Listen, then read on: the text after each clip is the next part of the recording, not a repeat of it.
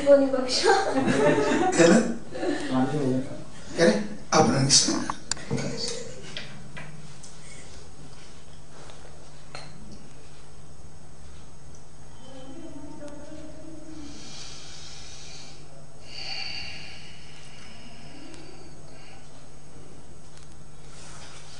नमो हरिहन्ताणं नमो सिद्धाणं नमो आयर्याणं नमो वज्रायाणं नमो लोय सर्वसाहुणं।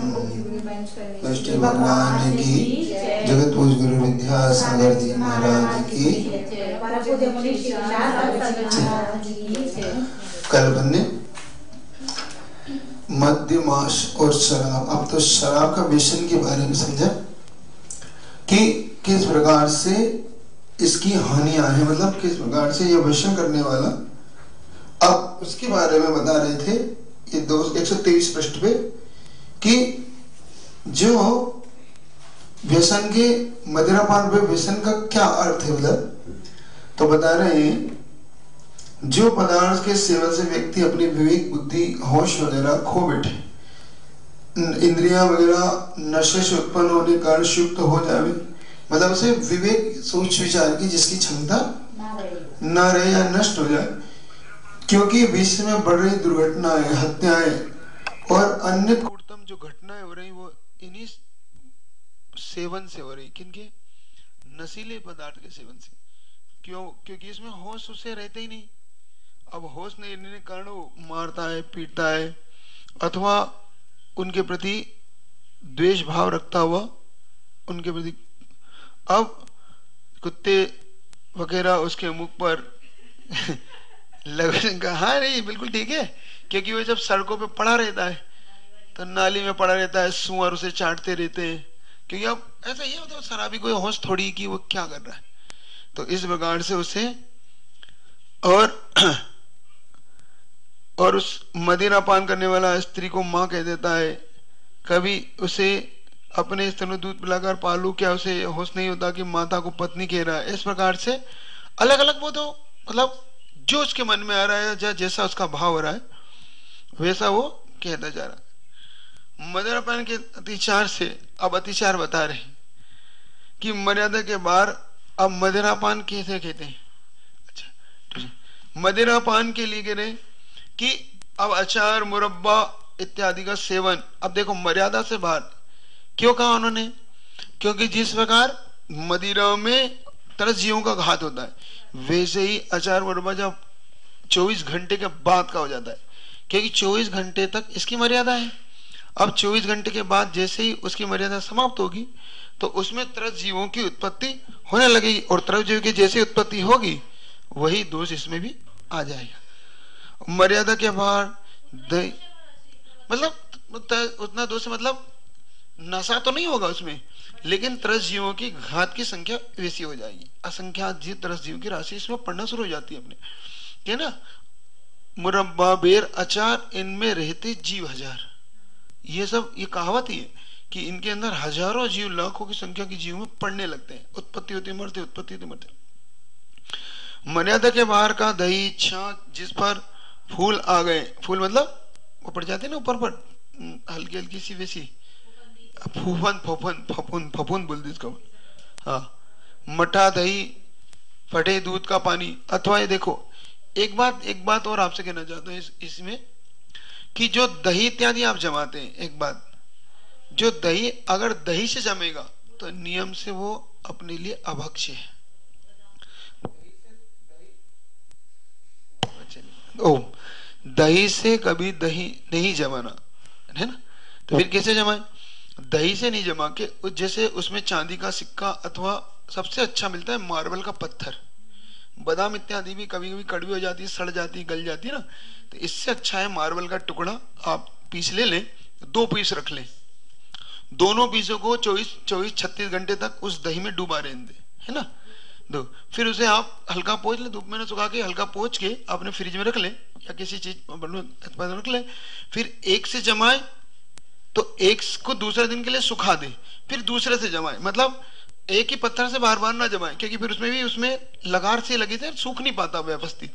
आपने उठाया पोंछा डाल दिया, ऐसा नहीं करना कम से।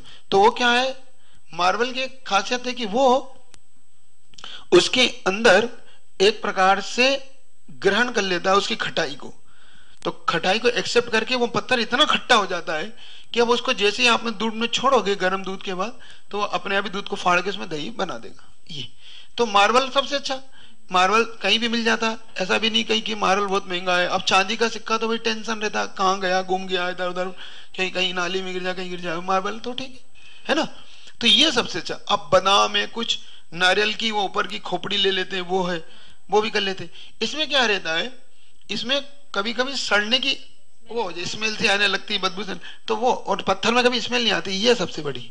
तो आप लोग मार्बल का यूज करें सबसे अच्छा।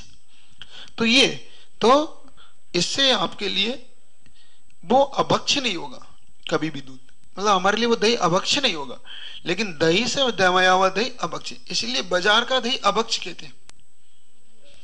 जो लोग ये कहते हैं ना कि दही में जीव होते हैं, वो अभक्ष दूध दही में होते हैं, इसमें नहीं।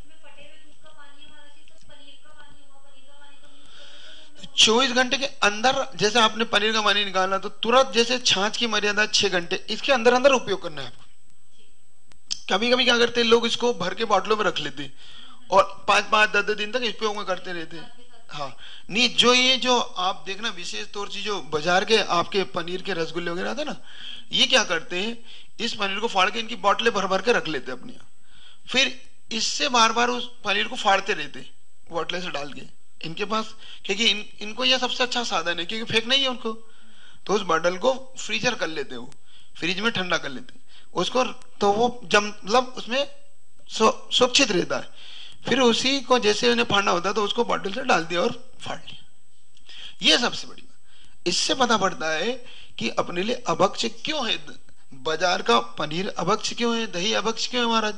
दही तो आप भी लेते हैं, इसलिए महाराज वो नहीं लेते, क्योंकि यहाँ के लोगों में थोड़ा सा इस बात का शायद या तो ज्ञान कम है या इसकी चर्चा नहीं है।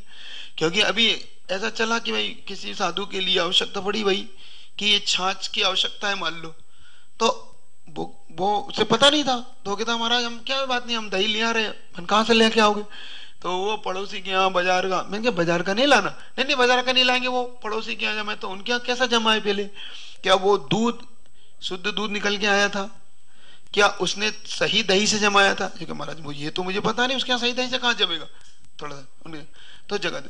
तो इससे पता पड़ता है कि उनके जब शुद्ध दही नहीं है तो फिर सवाल ही उठता है उनके यहाँ, तो है ना, ये विवेक नहीं रखते यहाँ थोड़ा सा इसका।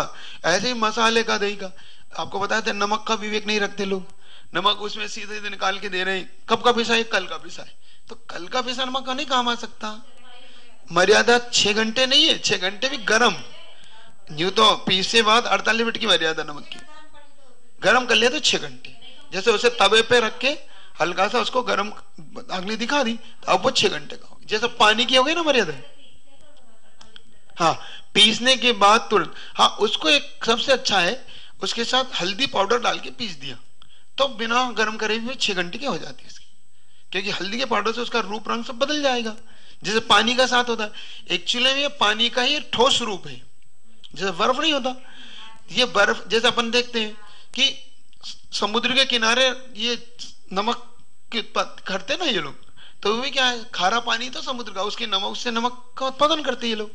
ऐसे ही ये भी नमक एक प्रकार से पहाड़ों में डले रूप ले लेते हैं, इसको आप सेंधा नमक बोलते हैं ना। तो ये, तो इसके लिए भी आपको मर्यादा का ध्यान तो रखना चाहिए, ये मर्यादा का ध्यान रखने से फिर आपको ये काम का। पीसने के बाद नहीं हुई, पीसने पर तो वो आपके लिए 48 घंटे। अब उसको गर्म किया अथवा कुछ और मिलाया, जीरा हल्दी मिला के उसको फिर पीसा, तो फिर 6 घंटे है इसकी। हाँ तो उससे क्या होता है, वो अपना वो रूप रस रंग बदल लेता है, तो फिर उसकी मर्यादा 6 घंटे हो जाती है। ये जैसे पानी की मर्यादा में नहीं करते, पानी में आपने लौंग डाल दी, कितनी लौंग डाली कि उसका कलर सब चेंज हो गया, तो वो पानी मर्यादा कितना हो गया अब 6 घंटे। ये ऐसा इसके साथ लगाना चाहिए आपको। तो यहां पर ये मर्यादाओं का ख्याल रखने से क्या होगा महाराज जी, मर्यादाओं का ख्याल रखने से ये होता है कि जैसे एक्सपायरी डेट नहीं होती आपके यहाँ दवाइयों की, तो ये भी जैन आगम में आहार पानी इत्यादि की एक प्रकार की एक्सपायरी डेट है। सूखे मसाले, सूखे पाउडर, ये बहुत जरूरी है आपके लिए। भले ही इससे व्यक्ति मरता नहीं है, भले एक्सपायर डेट का, लेकिन कहीं ना कहीं वो त्रस्त जीवों से घात का भागी बनता है, और इससे कहीं ना कहीं रोग भी उत्पन्न होता होगा।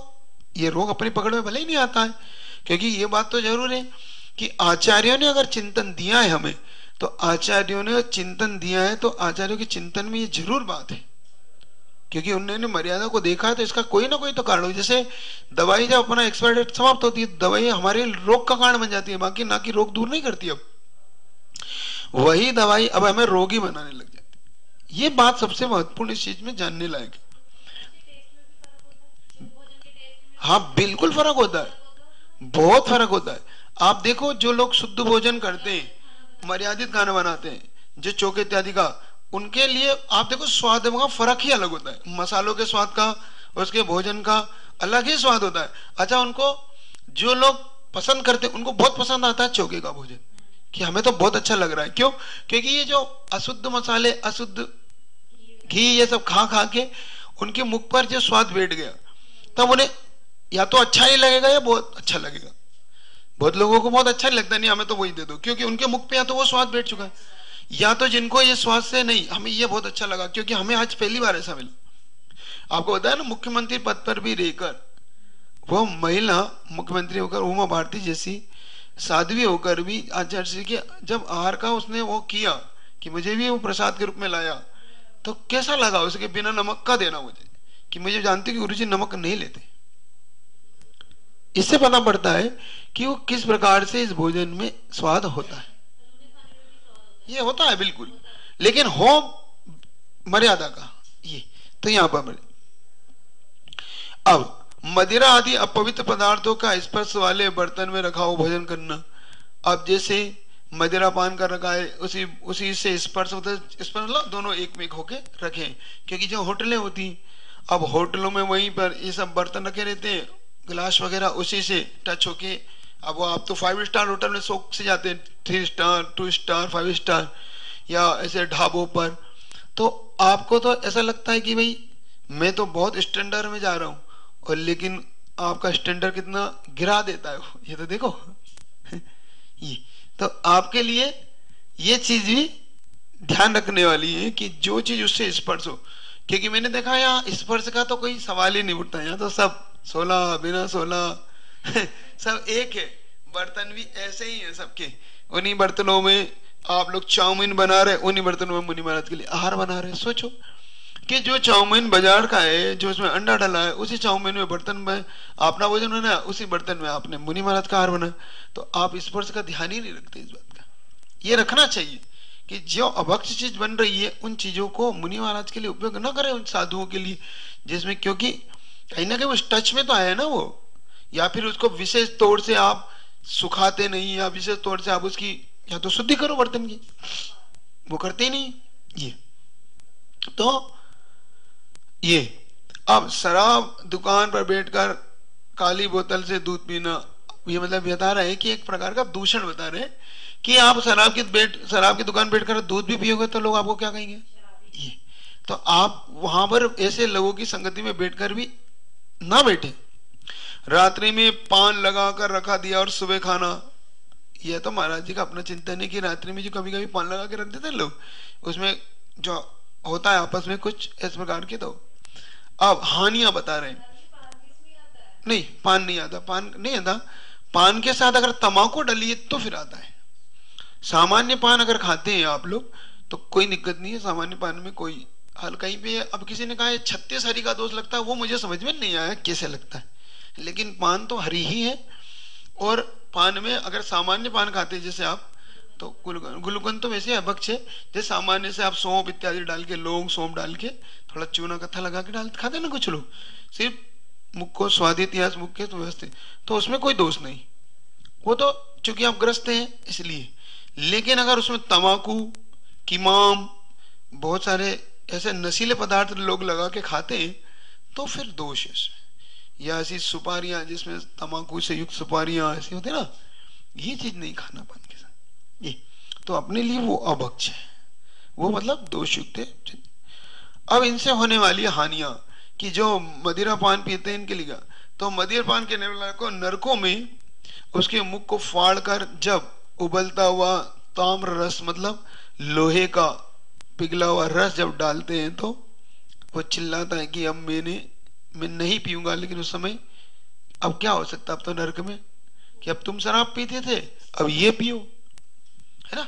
उस समय इस तरीके का उसे एक शराब में 25 मिनट की आयु घटती है। एक बार शराब जो पीता है उसकी आयु 25 मिनट घटती है। ऐसा विज्ञान का अपना शोध है। बीमारियां उत्पन्न होती हैं। बीमारियां धन तो है ही, धन का नाश होता ही है। और बीमारियां तरह तरह की आप देखते हैं कितनी कितनी बीमारियां होती हैं। इसका अगर दृश्य देखना हो ना तो एम्स आपका हॉस्पिटल है दिल्ली, वहां जाके देखो। नर्क से भी ज्यादा वेदना वाले लोग मिलेंगे आपको, नर्क जैसी वेदना वाले मिलेंगे। जितने कैंसर के रोगी, आप उसके कैंसर वाले वार्ड में चले जाओ, शराबी शराबी पड़ेंगे। उनका कोई के गले कटे, कोई की आंतें कटी हैं, कोई का मुंह कटा हुआ है, तंबाकू खाने वालों का, सिगरेट पीने वालों का।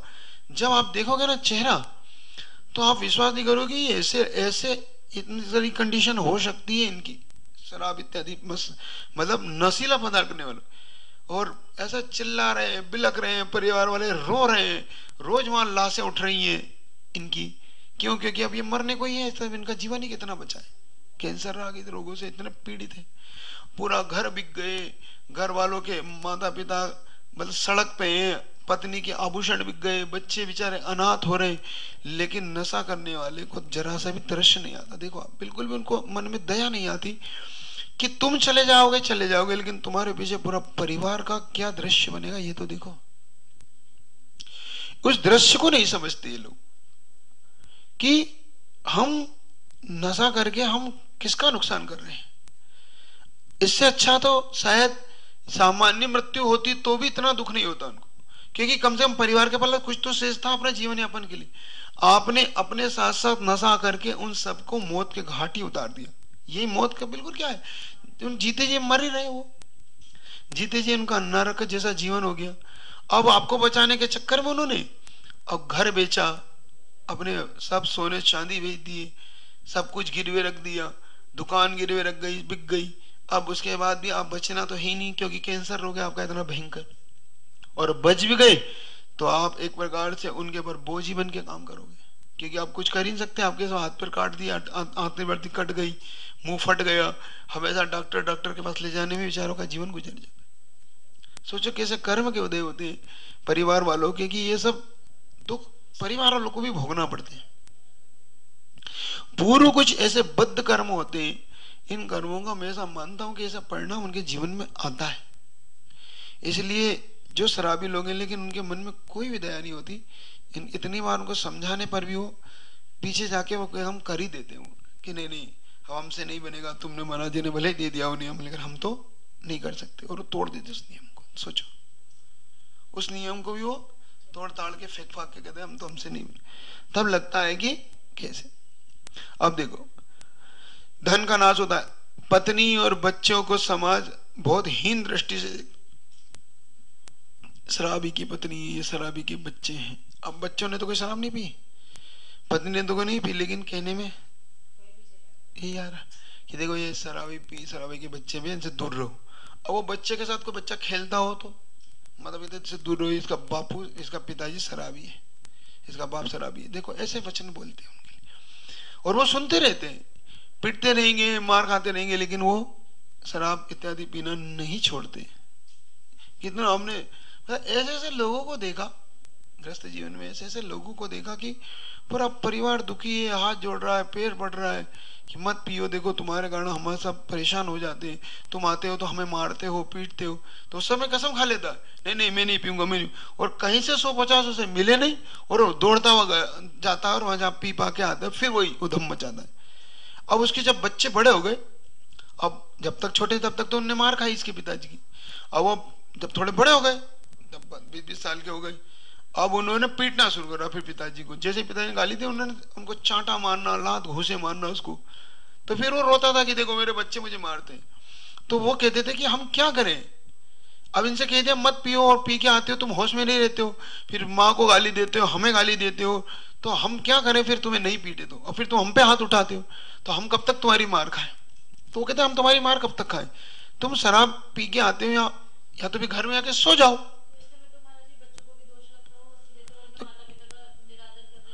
ये एक बात है, माता पिता का निरादर क्यों हो रहा है, इस पे चिंतन करो। क्या माता पिता स्वयं इसके भागी हैं? निरादर क्या जानबूझ के कर रहा वो?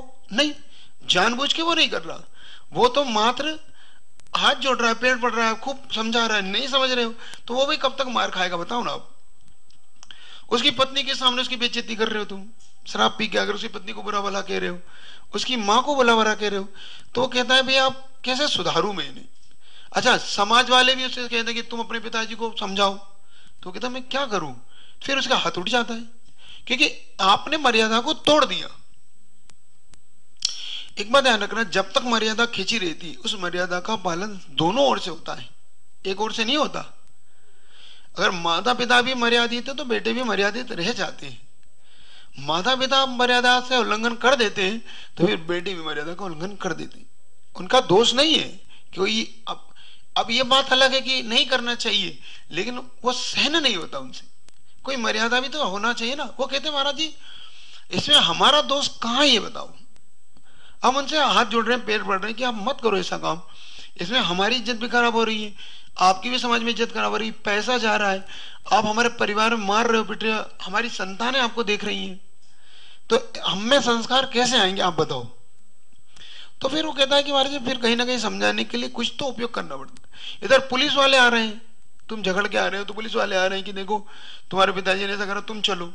अब उसे नशे को तो ले जाते नहीं, मुझे ले जाते महाराज जी, और वहां मुझे परेशान करते, 1000-2000 मेरे छुड़ा लेंगे, मुझे मारेंगे पीटेंगे और फिर मुझे छोड़ देंगे। तो महाराज जी मैं कब तक किस किस की मार खाऊं, किस किस की गालियां दूं। मुझे कहीं बैठता हूं तो बैठने को नहीं मिलता, तो फिर गुस्से में आके वो इस तरह कदम उठा देता है। अब गलत किसको कहें क्या कहें, तो फिर अब यही कहें कि वक्त की जो चीज थी नजा उसके हिसाब से उसने कर दिया, अब क्या कहें उसको। तो पत्नी बच्चे शराबी के बेटी की ससुराल वाले उसे बार बार बुरी बुरी बातें सुनाते हैं, खरी खोटी सुनाते। अब पिता अगर शराबी है तो बेटी वाले या पक्ष वाले तुम्हारे पिता ऐसे हैं, हम किसकी संतान को हमने विवाह कर दिया, ये कर दिया, अब कहते हैं वो तो कहने आएगा उनको। अच्छा, इस प्रकार से बहुत से दुर्गुण हैं उनके, बहुत से दुर्गुण और भी अपने देख ले अपन कि उन दुर्गुणों के कारण व्यक्ति अपने आपे में नहीं रहता, जिसके कारण वो पैसा भी हो तो लुटा देता है। मतलब जेब में भी उसके देखो सारा भी हो ना तो लाख रुपया भी तो फेंकता फाकता सा आता है, उसे होते ही कितने रुपया उसके, और लोग उसकी जेब में से फिर निकाल लेते या मारते पीटते। तो इससे ही पता पड़ता है कि देखो कितनी बड़ी हानि हो जाती है इससे, है ना। एक्सीडेंट हो जाते हैं, शराब पी के जो गाड़ी चलाते तो तुम्हारा नहीं होगा, सामने वाले मरेगा, मरेगा तो कोई ना कोई ना। आप शराब पी के गाड़ी चला रहे हो तो सामने वाला अगर बेचारा पैदल जा रहा है तो वो आपके गाड़ी के नीचे आके मरता है, और आपकी गाड़ी कहीं टकराती है तो आप मर जाते हो। तो किसी किसी के तो घर अनाथ हो ही जाता है आपसे ये। तो और बहुत सारे इसके ऐसे ऐसे नुकसान है, ऐसी ऐसी हानियां हैं, इसलिए कभी भी इन शराब इत्यादि का सेवन व्यक्ति को नहीं। अब शिकार खेलना व्यसन के, अब देखो शिकार का बता रहे। अब शिकार का मतलब होता है किसी को मनोरंजन के लिए मारना, कि देखो जैसे सामने हिरण है, कुत्ता है, बकरी, उन पर तीर इत्यादि, पहले तीर चलाते थे, अब सीधे गोलियां चलाते हैं उनको निशाना बना के। उनने कोई मनोरंजन, खाना पीना नहीं, उन्हें से मार के अच्छा लगता है कि देखो शिकार खेलते आओ, इस प्रकार को शिकार कहते हैं ना। तो अब मनोरंजन के लिए तीर कमान, तलवार, छुरी, भाला, अस्त्र शस्त्र से प्राणियों को मारना, छेदना, भेदन करना शिकार रूपी व्यसन कहलाता। व्यसन इसलिए कह रहे हैं कि इसकी लत पड़ जाती है लोगों को। जैसे आप टीवी में नहीं होता जो वीडियो गेम इत्यादि खेलते हैं बच्चे, अब वो उस गेम में बदक मारेंगे अथवा वो सामने वाले को राक्षस समझ के मारेंगे, अथवा तो ये भी एक प्रकार का व्यसन है और लत लग जाती है उनको। अब वो साक्षात मारते हैं तो काय से भी पाप लगता है, और यहाँ मनोभाव से पाप लगता है, मन के कारण। किसके कारण? मन। तो मनोवर्गणाओं के कारण कि मैंने मन से मारा, चलो उसको भावों से मार, तो भावों का भी पंच इंद्रिय का दोष लगता है। जो लोग, अब आप सोचो कि मान लो कि जो लोग कुश्तियां देखते हैं इतनी बड़ी बड़ी उठा के फेंकते हैं, WWE आती है आपके, इसमें कुश्ती नहीं आती है ना। अब उसमें मान लो एक दूसरे को पीट रहे हैं, मार रहे हैं, उठा उठा के फेंक रहे हैं, और आप मनोरंजन कर रहे हैं, तो कहीं ना कहीं दोष के बाकी आप भी। क्योंकि पहले जैसे आपस में मुर्गी लड़ाते थे, बेल बेल को लड़ाते थे आपस में, तो उसका बकरे बकरे को लड़ा रहे तो मनोरंजन कर रहे हो, और जब तक लड़ा जब तक मर ना जाए ऐसा लड़ाते थे ऐसा। तो इससे पता पड़ता है कि ये लोग भी आपस में इस तरीके से, तो आपस में जो इस प्रकार का मनोरंजन करना जिससे सामने वाले के प्राण निकल जाए पशु पक्षियों के। अब आज समय अभाव के में वन विभाग के सक्रियकरण शिकार खेलना तो कम हो गया, किंतु उच्च किल ग्रहों में एक बड़ा शिकार होता है गर्भपात। अब महाराज जी कह रहे हैं कि देखो कि अब ये सब तो बंद हो गया, अब तो कोई नहीं करते। अब पहले तो भाई राजा महाराजा होते थे, पहले बड़े बड़े सेठ साहूकार होते तो मनोरंजन के लिए वनों में घूमने जाते थे। अब तो वन विभाग इत्यादि का और सरकार का इतना बड़ा वो हो गया रोक टोक कि अब कोई भी अगर शिकार करे तो उसके ऊपर केस हो जाता है, अब नहीं होता शिकार। लेकिन अब महाराज का कहना ये कि गर्भपात रूपी शिकार व्यक्ति करने लगा अपनी वासना कारण। उसमें कम से कम पैदा होने वाले बच्चे को जब गर्भपात करा दिया जाता है तो छोटे छोटे उसके टुकड़े टुकड़े करके निकालने जाते हैं गर्भ में से। सोचो, धवला ग्रंथ में कहा कि पर्याप्त मनुष्य के 29 आकार अंक प्रमाण संख्या है। देखो 25% पुरुष और 75% महिला वर्ग होता है उसमें। देखो इसमें से 29 अंक प्रमाण संख्या है मनुष्यों की, पर्याप्त मनुष्यों की। देखो उदाहरण दिया महाराज ने धवला का रेफरेंस देते हुए कि कितनी संख्या है, तो अपन संख्या से 1 2 3 लिखते ना, इकाई दहाई सैकड़ा, ऐसे 29 अंक लिख दो, फिर 29 अंक प्रमाण पर्याप्त मनुष्यों की संख्या। अब आगे आपको समझ में क्या है ये 29 अंक प्रमाण क्या है, समझ गए ना। जैसे आप 29 अंक लिख दें किसी भी चीज, 2 4 6 से लिख देते ना, ऐसे 29 अंक प्रमाण, ऐसे लंबी संख्या बनाओ, है ना। उतने अंक प्रमाण पर्याप्त मनुष्य संख्या। उसमें से अगर आप देखेंगे 25% पुरुष है तो 75% महिला वर्ग, किंतु आज पुरुषों की कम महिला वर्ग है, जबकि 75 मतलब 3 गुना पुरुष से 3 गुना महिलाओं की संख्या होती है। समुसरण में आप देखो पुरुषों से ज्यादा महिलाओं की संख्या होती है 3 गुना समुसरण भगवान के समय। और ये कह रहा है कि 25% पुरुष। अब लेकिन अपन देखते हैं कि पुरुष ज्यादा है महिला कम है। यह विज्ञान का अभिशाप है। क्यों? क्योंकि आज जितने महिलाओं का होता है सबसे पहले उस महिलाओं का गर्भपात करा जाता है। जैसे पता पड़ लेता है कि ये अंदर स्त्री है या महिला है, तो बच्ची अगर महिला है तो उसको वही की वही समाप्त कर दिया जाता है। कितना बड़ा दोष ये। गर्भस्थ शिशु का परीक्षण हो जाता है, यदि बेटी है तो गर्भपात करा देते। और ये ध्यान रखना, अच्छे अच्छे और बड़े बड़े घरानों में होता है ये काम, छोटे मोटे घरानों में नहीं। पढ़े लिखे लोग और हाई प्रोफेशनल लोग, गरीब लोग तो फिर भी बच्चे पाल लेते हैं, कोई बात नहीं एक और बच्चे से। लेकिन अमीर लोग जिनके करोड़ों करोड़ों के बंगले हैं, जो सीए इंजीनियर है, डॉक्टर्स हैं और शिक्षक हैं, बड़े बड़े प्रोफेसर हैं, ऐसे बड़े बड़े पदों पर रहकर भी वो आप गर्भपात कराने से नहीं चूकते। मतलब उनको मारने में उनको दया नहीं आती, कि वो कहते हैं नहीं हमें नहीं चाहिए, हमें और बेटी नहीं चाहिए, एक बेटी बहुत है। यहां तक कि बेटा भी हो तो भी नहीं चाहिए उन्हें, तो यहां तक गर्भपात करना कि हमें तो एक ही बेटा बहुत है, अथवा अभी संतान चाहिए ही नहीं हमें। जैसे 35 40 साल तक वो संतान नहीं चाहते। जैसे अभी 25 साल की उम्र है तो कहते अभी 40 साल की उम्र तक हमें कोई संतान नहीं चाहिए, हमें आराम, अभी ऐसा स्वतंत्र जीवन। कहते इससे दिक्कत आती है जीवन जीने कि हम उन बच्चों को लेकर कहां घूमेंगे। ये उनकी मेंटेलिटी देखो, ऐसे खराब मेंटेलिटी कारण वो गर्भपात करा देते। और यह तो मानव धर्मी भी नहीं, क्योंकि गर्भ में वह जीव बिना बुलाए नहीं आया, वह आपका अतिथि है। देखो मानव धर्म क्या कहा, मतलब कोई अतिथि आता है तो उसको भी आप इस तरह से मार पीट के तो नहीं निकालते, तो बिना बुलाए तो नहीं आया, आपके द्वारा ही बुलाया गया। जब बुलाया गया तो वो तो आपका कौन हुआ, अतिथि हुआ। और उस पर सत चलवाना महापाप है, क्योंकि जब उसको आप गर्भपात कराओगे तो उसके छोटे छोटे टुकड़े अथवा गोलियां दे के मार देते लोग, है ना। 2-3 महीने तक तो टेबलेट आती है आजकल, टेबलेट खा के वो बच्चा गर्भ से निकल जाता है। सोचो आप ऐसा है, तो उस बच्चे को आप मरवा रहे हो तो ये महान पाप है। और आपसे पहले ही बताया था कि मात्र बच्चे नहीं मरवा रहे, अब जैन समाज में अगर कर रहे हैं ये काम, तो एक प्रकार से मुनि आरिका की हत्या भी कर रहे हैं, क्योंकि हो सकता है वो मुनि बनता, हो सकता है आरिका बनता और बन जाती, वो हो सकता है कोई महान पुरुष बन जाता, कोई त्यागी व्रती बन जाता, या समाज का कोई अच्छा व्यक्ति बन जाता, समाज का उद्धार कर देता, या उद्धार करने वाली बन जाती। लेकिन उसने सिर्फ अपने कारण, अपनी किसी दी वासना कारण उसने उन सबको मारवा दिया, उन सबको ये। तो इसलिए भी इससे बचो, अन्यथा कालांतर में संतानहीन रहोगे। युद्ध में भी बालक निशस्त्र व्यक्ति पर शस्त्र नहीं चलाए जाते। अगर युद्ध भी होता है तो कोई बालक हो अगर, तो उस पर, और अगर निशस्त्र शस्त्र रही थे तो उस पर कोई शस्त्र नहीं चलाता। इसलिए शिकार यह महाशिकार है, इसलिए इससे बचना चाहिए। क्योंकि अगर इससे नहीं बचे तो ये बात तय है कि आने वाले भाव में निसंतान पैदा होता है, मतलब उसकी संतानें नहीं होती उसकी, और उसको भी गर्भ में ही मार दिया जाता है, ये भी तय है। पहली बात तो अगर वो बच गया तो उसे संतान नहीं होगी, वो बड़े बड़े बुरे बुरे भाव से देखा जाएगा लोगों के। और बच भी नहीं मरा तो उसको गर्भ में ही आने पर माता पिता का भाव होगा, इसको मार दो।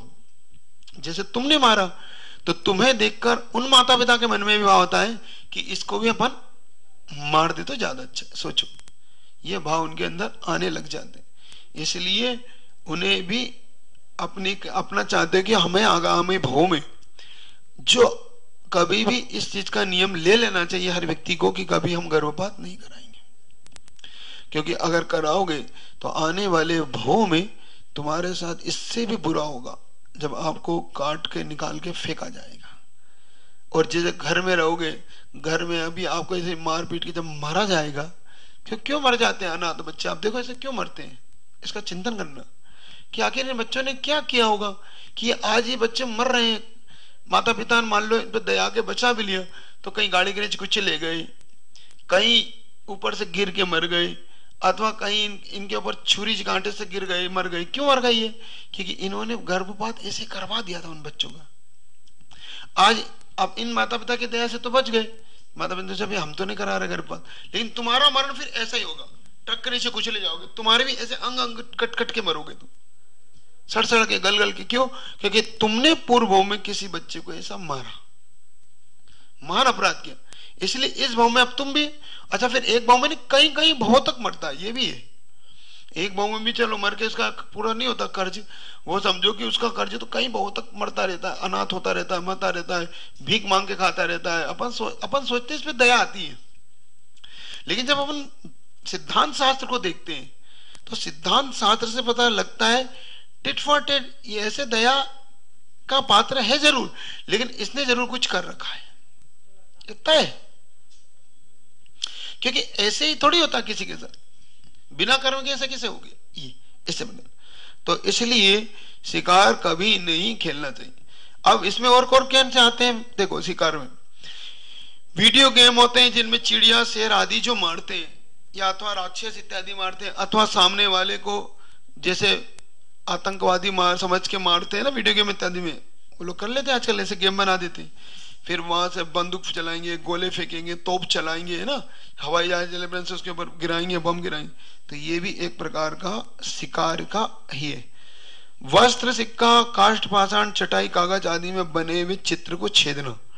जैसे आपकी बेडशीट नहीं होती, अब बेडशीट पे बहुत से ऐसे हिरण बने रहते हैं, हाथी बने रहते हैं, अब उस बेडशीट को काटना पीटना, अथवा आपके कागज होते हैं, बहुत लोग इसका ध्यान नहीं रखते। आप लोग जैसे आपका मान लो कागज है, पेपर है, अब पेपर में कोई मनुष्य का चित्र बनाया है, तो कोई 3 इंच का तो आपने ऐसा लिया और फाड़ दिया, अब वो मनुष्य का चित्र गर्दन से फट गया कोई, तो ये एक प्रकार का अतिचार है, हिंसा रूपी दोष ही है, एक प्रकार दोष है ये भी, इसको भी बचना चाहिए।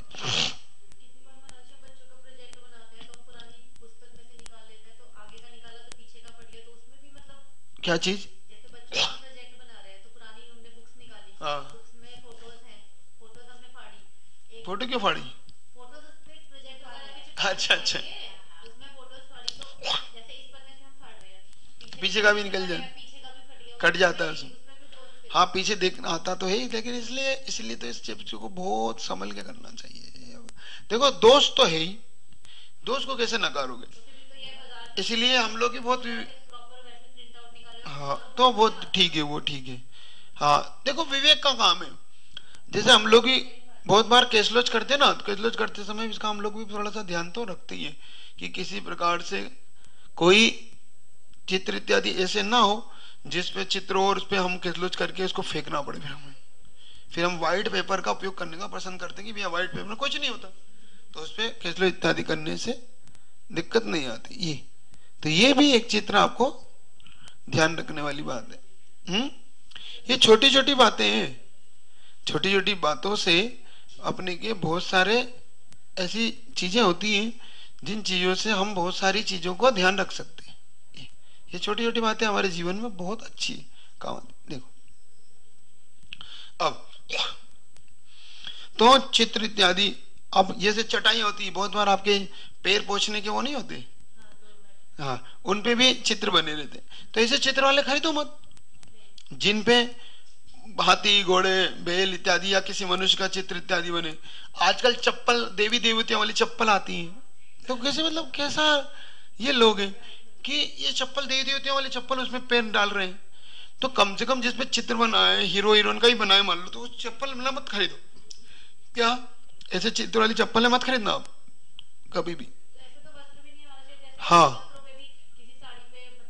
प्रिंट वैसा हो तो दूसरा लो लो ना आप, और कुछ आजकल तो ऐसी चीजों से बचने का पुरुषार्थ करने से आपको लाभ होगा, है ना।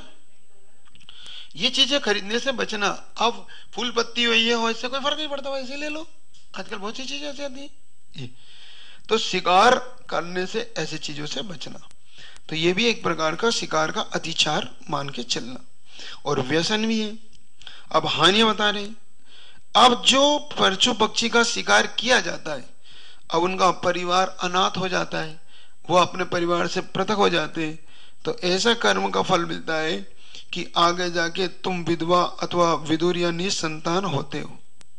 एक प्रकरण आपको बताया था बहुत पहले, पूज्य सुधा सागर जी ने अपने जीवन का बताया था कि जब वो इधर बिहार कर रहे थे, बुंदेलखंड तरफ राजस्थान से आए थे वो उस समय, तो वो बिहार करते समय एक जगह उन्हें जेल में प्रवचन के लिए निमंत्रण दिया कि आप महाराज यहाँ पे आपके द्वारा कैदियों को संबोधन हो तो उनका जीवन भी कुछ बदलेगा।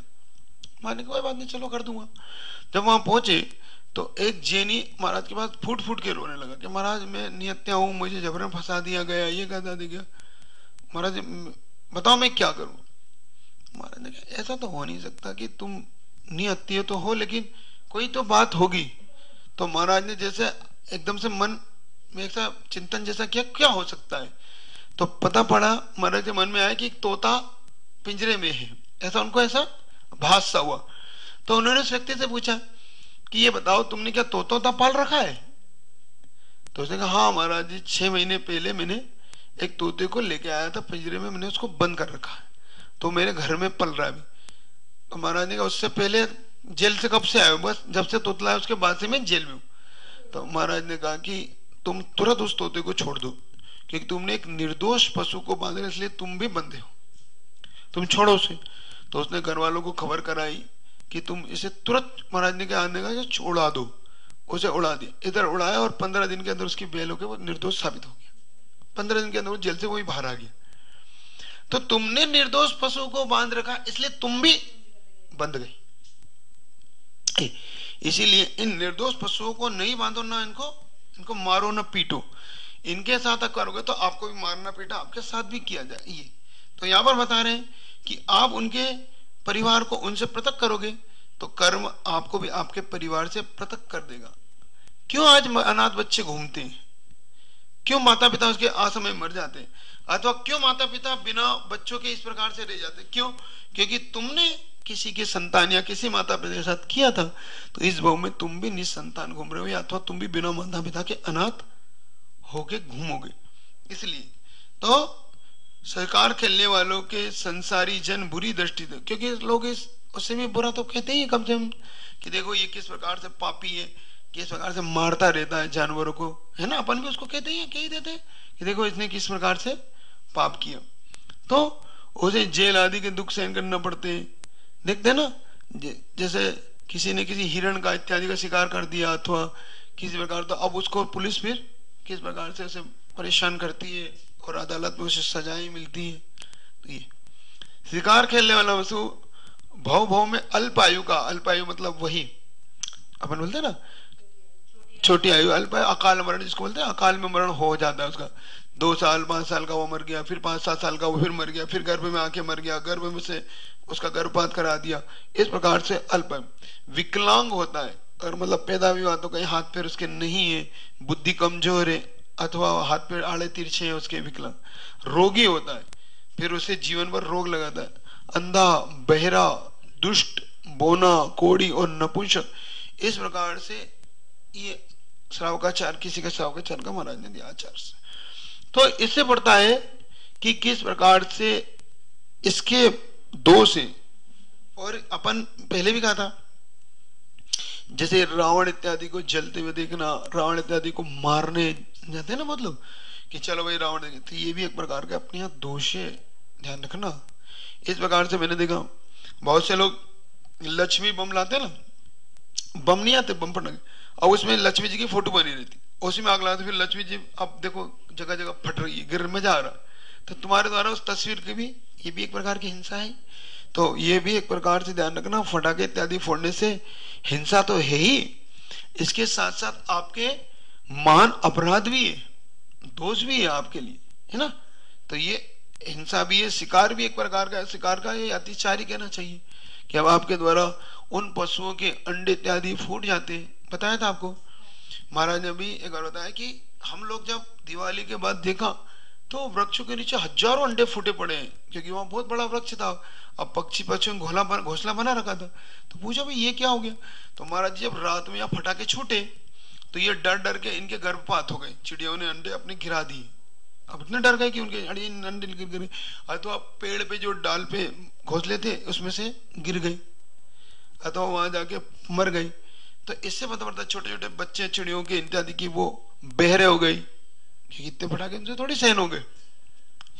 लेकिन लोग अपने उसके लिए बड़ा, और अगर बहुत से लोग तो ऐसे भी होते हैं, उन्हें मना करो तो विशेष फोड़ते हो, ठीक है आपने मना करा तो अब देखो हम कितना बड़ा धमाका करते हैं।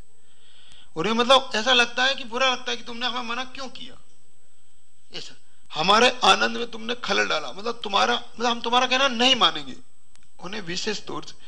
तो ऐसा लगता है ऐसे दुष्ट लोगों को समझाने से बेकार है, उन्हें ना कहना ही अच्छा है फिर तो, क्योंकि कम से कम वो कम तो करेंगे, क्योंकि वैसे तो बहुत ज्यादा करेंगे, वो दुगना कर देते हैं। मैंने देखा अगर उन्हें महाराज ने बोला तो ठीक है महाराज जी परेशान हो गए, देखना अब तुम कितने फटाके फोड़ता हूं, महाराज ने बोला चलो अब बताता हूँ।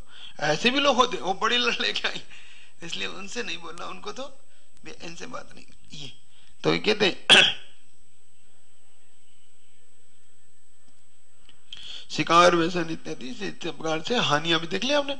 तो बहरा क्यों होता है, दुष्ट क्यों बनता है, बोना, कोड़ी, नपुंसक इत्यादि बनता है। इस प्रकार से शिकार के व्यसनों से यह हानि आपके सामने आई। अब चोरी, चोरी एक प्रकार का पाप है, कल देख लेंगे, आज 4:30 हो गए आपकी। तो इस प्रकार से इन व्यसनों को आप देख के, पहली बात तो आप करते नहीं है, लेकिन कम से कम इसको समझ के आगे भी इसका ध्यान रखते हुए नहीं करना। कभी कोई करता हो तो उसको अपने बच्चों को इत्यादि को इस प्रकार की आप बता के, अपने कोई परिचित हो तो उसको बता के आगे से ध्यान, ठीक है। जिनवाणी के ज्ञान से सूझे लोक लोक सवाणी मस्तक धरु सक, हे जिनवाणी भारती तो हे जपू जो तेरी शरण गए।